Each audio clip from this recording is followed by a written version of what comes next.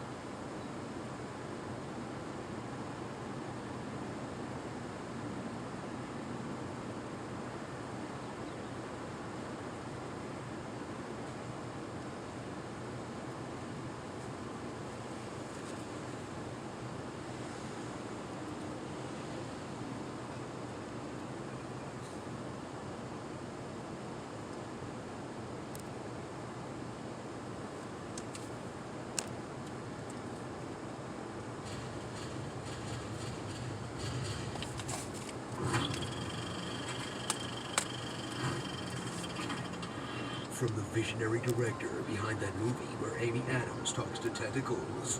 You.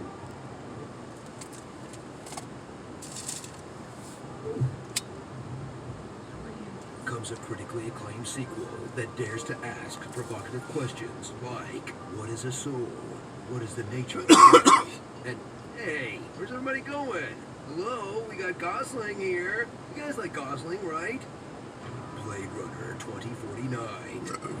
For 40 years, audiences have been astonished by the prescience of 1982's Blade Runner, which may have predicted a future where the Soviet Union survived, flat screens were never invented, and wars were fought by intelligent androids, but did predict a world where every sci-fi movie and TV show was a